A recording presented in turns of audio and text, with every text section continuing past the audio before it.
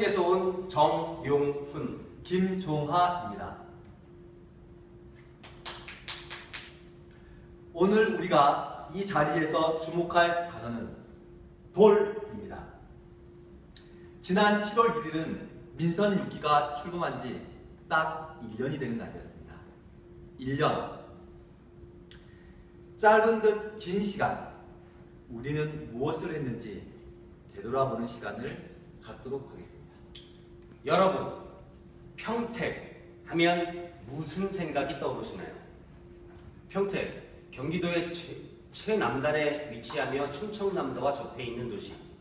평택항, 해군이 함대, 미군기지, 삼성전자 산업단지, 평택지원특별법. 이렇게 우리시 평택은 아주 다양한 이야깃거리들이 있고 나날이 새롭게 발전해가는 역동적인 도시입니다. 그러다 보니 선거 때만 되면 참 많고 다양한 공약들이 나왔습니다. 민선 6기 공재강 시장님도 마찬가지였죠. 그래서 우리는 이러한 문제를 소통과 공유를 통해 해결했고 해결해 나가고 있습니다. 그 첫 단추는 바로 시장직 인수위원회인 소통위원회로부터 출발합니다. 우리는 희망제작소에서 제작한 지방정부 인수위원회 운영 매뉴얼을 참고했습니다. 우리 시만의 특색을 지닌 인수위원회를 구성한 것이죠. 명칭부터 인수위원회가 아닌 소통위원회로 명명하고 위원장 없이 위원들로만 구성한 후에 거침없이 토의할 수 있는 여건을 만들어주고 학제 간 검토가 가능하도록 지원하였습니다. 특히 그 공약의 실현 가능성을 다시 한번 살펴보는 것, 그리고 주민과의 소통 방안을 마련하는 것은 또 하나의 성과였습니다. 이런 노력의 결과 100페이지가 넘는 활동 보고서가 만들어졌고 500부를 발간하여 시민단체에게 전달했습니다. 이것은 공약 이행의 강제성을 높여 시민과의 약속을 지키는 첫 결실이었습니다. 취임식 없는 취임식. 시장님은 소통위원회에서 제시한 대로 원래 조회 때 짧은 인사만 한 뒤 바로 소외계층과 어려운 이웃을 찾아 봉사하고 그들의 이야기를 듣는 것으로 첫 일정을 시작하셨습니다. 이것이 바로 민선 6기 첫 공식 일정입니다. 이렇게 소통을 위한 취임식을 마친 이후에 우리는 직원 소통 연찬회를 시행했습니다. 취임 이후에 한 달 동안 시장 집무실에서 시장님과 국장, 과장, 팀장, 담당자까지 한자리에 모여 해당 부서별 공약의 가능성과 적정성에 대해서 토론하고 토론했습니다. 그렇게 우리 조직 내 검토가 완료된 9월부터는 시민과의 대화를 개최하여 앞으로 4년 동안 해야 될 일과 하고 싶은 일에 대해 설명을 드리고 이해를 구했습니다. 짜여진 프레임이 아니다 보니 때론 경륜도 벌어지고 얼굴도 붉히는 사례가 있었지만 나중에는 서로 이해하고 다독여주는 훈훈한 모습으로 마무리되었습니다. 바로 이런 과정, 공약을 직원들과 함께 검토하고 이 검토된 공약을 시민들께 알리고 이런 과정을 거치면서 당선인 시절 제시하였던 무려 92개의 사업을 85개의 사업으로 정의했습니다. 현실적으로 불가능한 사업은 과감히 제거하였고 비슷한 사업들은 통합하는 과정을 거치면서 완성된 것입니다. 이렇게 다듬어진 공약은 공약 실천 계획서로 거듭났고 언론인 브리핑과 시 홈페이지 게재를 통해 함께 공유하였습니다. 이러한 노력 덕분인지 매니페스토 실천본부에서 주관한 공약 실천 계획서 평가에서 최우수 등급을 받았습니다. 그런데 말입니다. 계획서가 아무리 잘 짜여졌다고 하더라도 그 공약이 잘 실천될 수 있을까요? 우리는 이 실천 전략과 동력을 고민했습니다.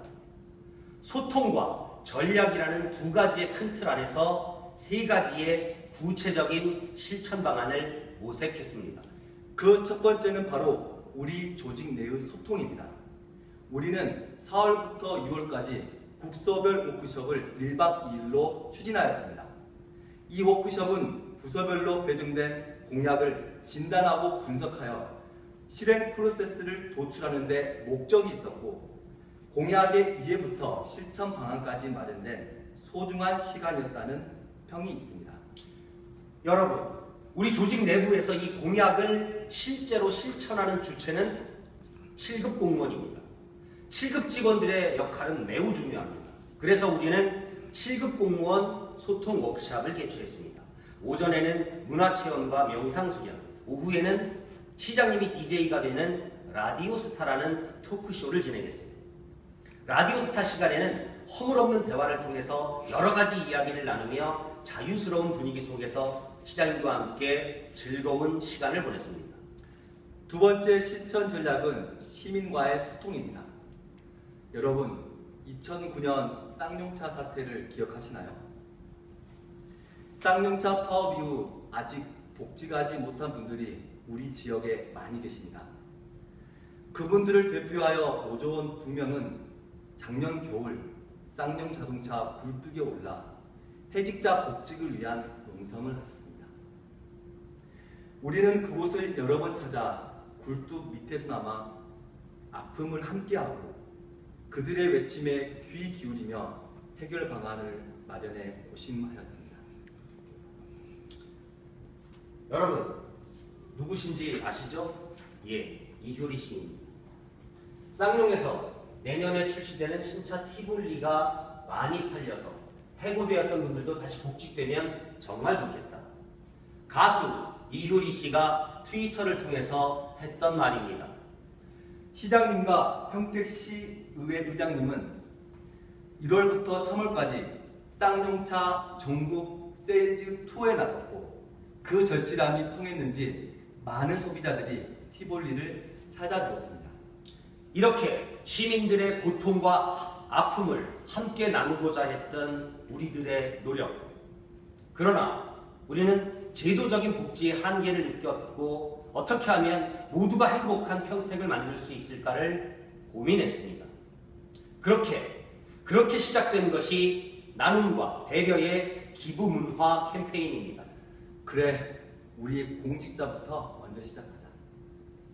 우리는 봉급의 끝전을 모았고 정기기부 참여자를 모집하여 지금까지 약 7천만 원 정도의 성금을 모았습니다. 그리고 오늘 오후 3시에 나눔과 온정을 체계적으로 관리한 행복나눔운동본부가 발족식을 갖습니다. 지금까지 저희는 구체적인 실천 전략, 내부적 소통과 외부적 소통에 대해서 말씀드렸습니다. 이런 실천 전략을 위해서 마지막으로 검토된 것이 시스템의 구축입니다. 이를 제대로 잘 하려면 시스템이 잘 구축되어 있어야 하기 때문이죠. 소통에 있어서 이 시스템은 안테나가 아닐까요? 누가 어떤 생각을 하고 있는지, 무엇을 이야기하고 싶은지, 나는 어떤 생각을 하고 있는지 이것들을 잘 전달하고 경청하는 것, 그것이 바로 소통의 시작이라고 생각합니다. SNS, 시장님은 페이스북을 통하여 일주일에 한 번씩 시민들에게 근황을 설명하고 있습니다. 시민들의 좋아요 건수는 수백 건에 이르고 댓글도 수십 건이 달립니다. 댓글에는 응원과 격려도 있고 때론 질타와 반대 의견도 올라오지만 생각의 다름과 그것을 존중하고 건강한 비판을 수용하는 우리 시의 성숙한 모습을 대변하고 있습니다. 우리 평택은 도시와 농촌이 함께하는 도농복합시입니다. 그러다 보니 농촌 지역에는 어르신들이 참 많이 계십니다.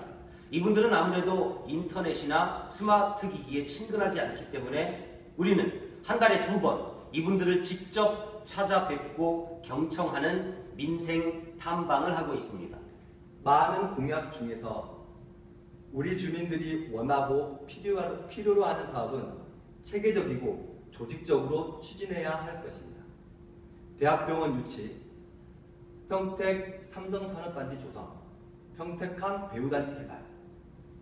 우리는 이런 대규모 주민수건 사업을 추진할 전담기구로 신성장 전략국을 올해 1월 설치하여 운영 중에 있습니다.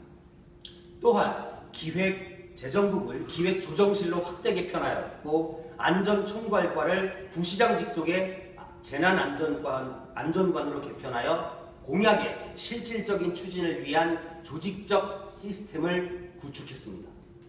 이런 노력들의 결실일까요?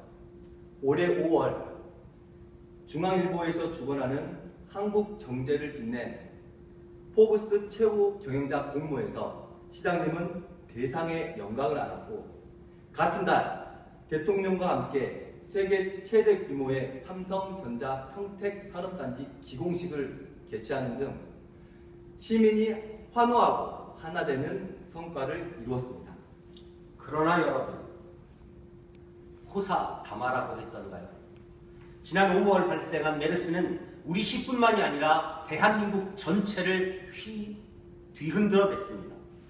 정부의 초동 대응이 미흡하다는 질책도 쏟아졌지만 우리가 할 수 있는 모든 역량을 동원해서 대책을 마련했고, 메르스 비상대책 상황실을 운영하여 모두가 힘을 합한 결과 지금 현재 우리 평택시는 메르스 관리 대상이 한 명도 없는 상태가 되었습니다. 여러분, 돌치레를 아시나요? 이것을 힘겹게 이겨내고 성장한 아이일수록 강하고 당찬 모습으로 커나간다고 합니다. 우리 평택은 메르스로 인해 매우 힘든 돌치레를 겪었습니다.